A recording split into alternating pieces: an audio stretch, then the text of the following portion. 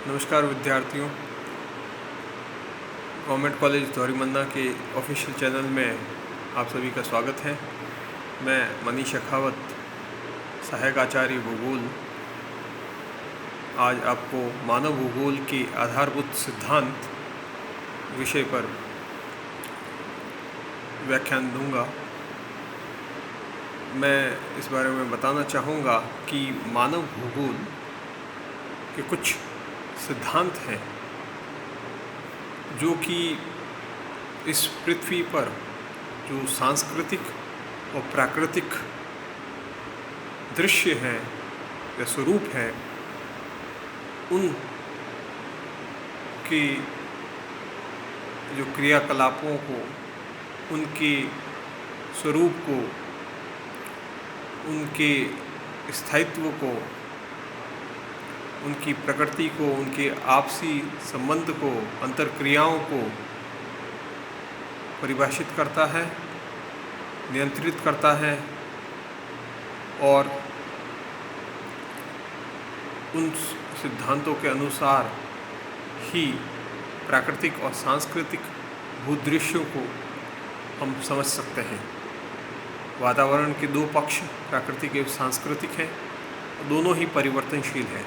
इसके विभिन्न तत्व परस्पर एक दूसरे से संबंधित हैं। इनके अध्ययन से ऐसे सिद्धांतों की क्रिया एवं प्रक्रिया का अनुभव होता है जिनके द्वारा विश्व में घटने वाली घटनाओं की जानकारी मिलती है और उसको समझने में मदद मिलती है। जर्मन भूगोलवेत्ताओं द्वारा कुछ सिद्धांत प्रतिपादित किए गए हैं जो निम्न प्रकार हैं। पहला, प्रगति या क्रियाशीलता का सिद्धांत। दूसरा, पार्थिव एकता का सिद्धांत। तीसरा, विशिष्ट जीवन पद्धति या वातावरण समायोजन का सिद्धांत।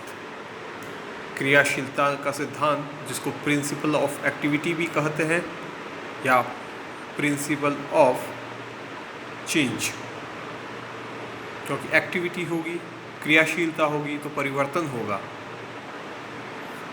परिवर्तन होगा तो वो प्रगति को दर्शाएगा।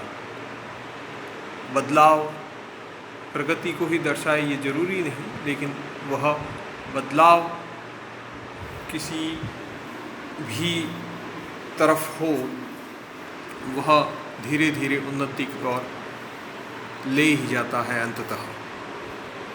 दूसरा, पार्थिव एकता का सिद्धांत, जिसको प्रिंसिपल ऑफ टेरेस्ट्रियल रिलेशनशिप भी कहते हैं, या प्रिंसिपल ऑफ इंटर रिलेशनशिप, अंतर संबंध का सिद्धांत,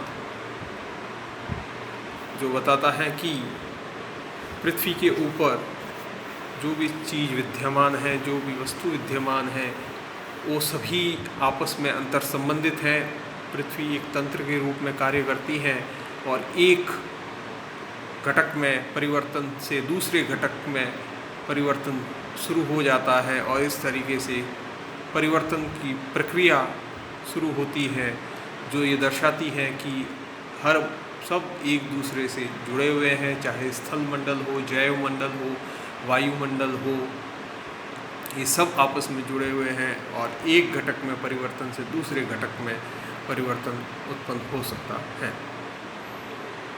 तीसरा जो है वह है क्षेत्रीय विभेदीकरण का सिद्धांत या क्षेत्रीय विविधता का सिद्धांत, जिसको विशिष्ट जीवन पद्धति या वातावरण समायोजन का सिद्धांत भी कहते हैं।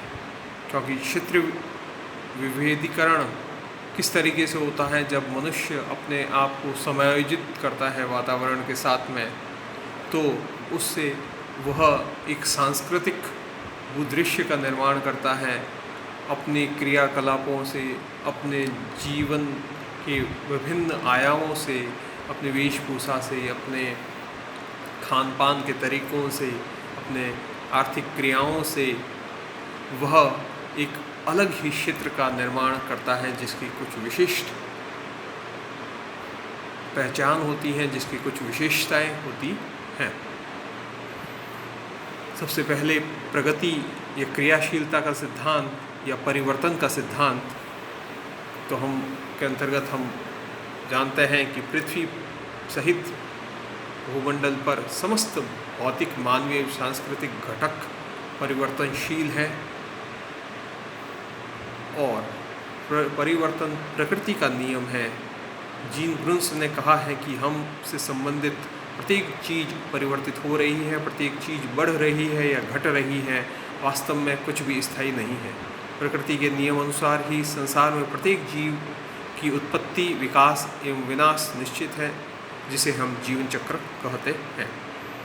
ये परिवर्तन हमें भौतिक दृश्य घटनाओं में भी दिखाई देता है, जैसे पर्वत से पठार, पर्वत धीरे धीरे नदियों द्वारा काटे जाकर, अपरदन द्वारा काटे जाने पर पर्वत धीरे धीरे सपाट हो जाता है और वो मैदानों में बदल जाता है। या आंतरिक भूशक्तियों के द्वारा एक मैदानी भाग उभर कर एक पर्वत का रूप भी ले सकता है। तो ये सभी जो भौतिक दृश्य घटनाएं हैं वो एक दूसरे से जुड़ी हुई है। वनस्पति का विकास किस तरीके से होता है, किसी स्थान पर कभी वनस्पति होती है, कभी वहाँ पर मरुस्थल भी हो सकता है। जलवायु का परिवर्तन की जो घटनाएं हो रही हैं, वह जलवायु परिवर्तन की घटनाओं को हम देखें तो भूगर्भीय इतिहास में अंतर हिम युग और हिम युग का एक चरणबद्ध तरीके से आना जाना रहा है और अभी जलवायु परिवर्तन की जो गति है वो मानवीय क्रियाओं से बहुत तेज हो चुकी है।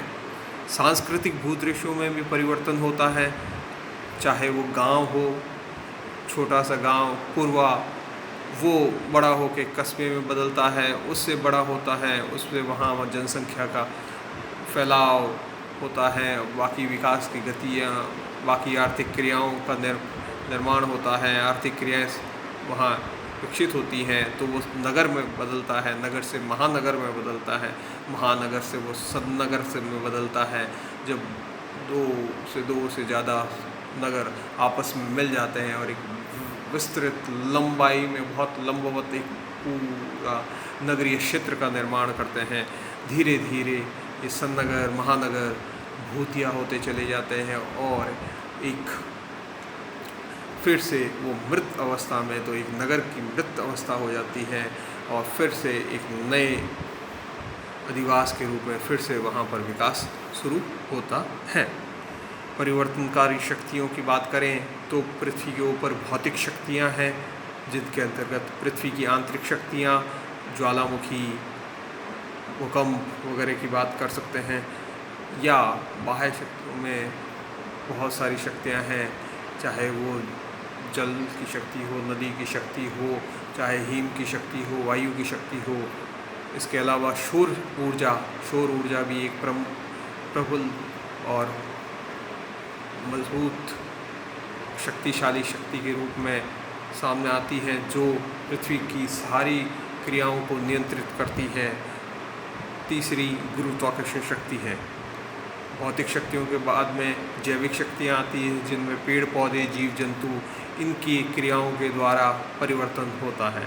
तीसरा और सबसे महत्वपूर्ण शक्ति में भी मानवीय शक्ति आती है, जिसने पूरे पृथ्वी पर अपने क्रियाकलापों से परिवर्तन किया है, अपने समायोजन से, अपने क्रियाओं से, अंतर संबंधों से वातावरण के साथ में अपना एक समायोजन स्थापित किया है और उससे एक अलग विशिष्ट क्षेत्रीय विविधीकरण की क्रिया को अंजाम दिया है। तो हम ये समझ सकते हैं अंत में सार के रूप में कि परिवर्तन सार्वभौमिक है, परिवर्तन को रोका नहीं जा सकता है, उसको देर की जा सकती है, लेकिन परिवर्तन होता है। परिवर्तन की गति बढ़ाई या घटाई जा सकती है। मानव ने अपने क्रियाकलापों से जलवायु परिवर्तन की गति को बढ़ावा दे दिया है। तो समस्त भौतिक, मानवीय एवं जैविक तथ्य उत्पत्ति के बाद विकास की क्रम अवस्था से होते हुए अंततः विनाश को प्राप्त होते हैं। जैसे पर्वत, नदियाँ, हिमनद, पेड़ पौधे और जीव जंतुओं का निश्चित ही जीवन चक्र होता है। मनुष्य एवं मानव द्वारा निर्मित सांस्कृतिक भूदृश्य का भी निश्चित जीवन चक्र होता है और जलवायु परिवर्तन भी निश्चित ही होता रहता है, जिसमें हिम युग आते हैं, फिर अंतर हिम युग आते हैं और ये क्रमिक आगमन होता रहता है। आशा है बच्चों आपको ये लेक्चर पसंद आया होगा। इसका विस्तार में आगे के लेक्चर में हम इसको और विस्तार में चर्चा करेंगे।